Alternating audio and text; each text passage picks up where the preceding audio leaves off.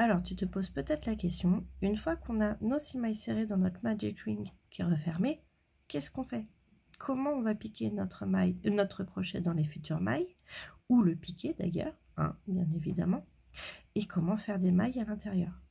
Donc, je t'ai expliqué sur l'ancienne vidéo qu'on comprend les mailles grâce au petit V. Et là, ici, on a notre fil de départ, enfin notre fil qui est sur la pelote, notre point de départ, et là, on a notre petit V.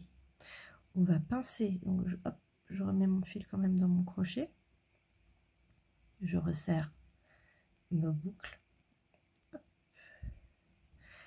et on va commencer la première maille dans la première maille. Si on veut faire un amigurumi avec un départ rond, on va faire 2 mailles dans chaque maille. Donc on va faire une augmentation dans chaque maille. Là, je vais te montrer quand on fait juste une maille dans chaque maille. Ça, c'est pour les amigurumi qui seront un peu pointus ou pour des formes un peu plus rigolotes. Donc on va prendre notre crochet, on va le piquer à l'intérieur des mailles, donc dans le V. Alors là, c'est très compliqué, enfin c'est beaucoup plus compliqué que d'habitude parce que notre magic ring, il est serré, serré, serré. Donc la tension du fil est quand même assez forte. Donc le crochet, il a un peu du mal. On va chercher notre fil, toujours sur le dessus du crochet pour faire un jeté. On va ramener le jeté de l'autre côté de la maille. Hop. Donc on a bien nos 2 boucles de départ. On va refaire un jeté sur notre crochet, donc bien dessus avec notre fil de pelote, hein. Ça c'est le fil de pelote, ça c'est le fil de départ qui reste bien derrière. Hop, et on va passer notre fil à l'intérieur des 2 boucles.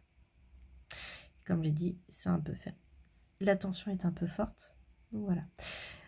Je te conseille pas de mettre nanomarqueur à cette étape-là, parce que si tu mets un nanomarqueur sur la dernière maille de ton ouvrage, et ben ça te prend quand même une grosse partie de ton ouvrage et ça te rend un peu compliqué. Donc bien compter tes mailles, on va en faire que 6, donc c'est pas bien compliqué, hein. Je pense qu'on sait tous compter jusqu'à 6 et on va continuer. Donc là c'est notre première maille, on recommence, on pique dans les 2 V, on fait un jeté, on le ressort de notre maille, on refait un jeté et on les passe dans les 2 boucles. Deuxième maille serrée, on repique dans notre crochet, on repique notre crochet dans la 3e maille de notre magic ring, on fait le jeté, on le ressort de la maille, nous avons 2 boucles, on revient chercher notre fil et on le repasse dans nos 2 boucles. 3e maille serrée, on recommence, on pique, on vient chercher le fil, on le ressort, on le passe dans les 2 boucles.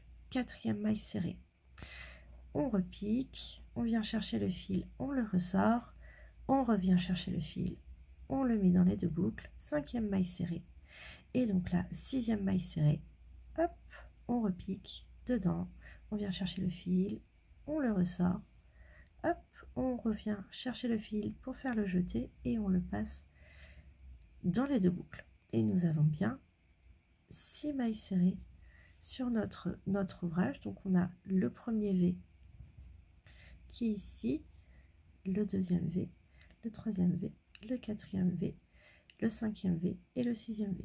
Celui-là, c'est le V de l'ancien rang, la dernière maille du rang précédent. Donc, vous voyez bien, tu vois bien, il est un peu mangé. Ah.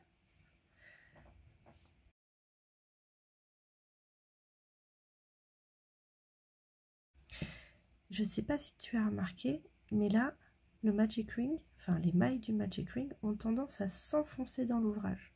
Donc ça veut dire que si tu continues à crocheter comme ça, tu vas crocheter à l'envers. Nous, c'est pas ce qu'on veut. Donc à cette étape-là, tu peux prendre les mailles de ton 2e rang et le faire passer par-dessous ton magic ring.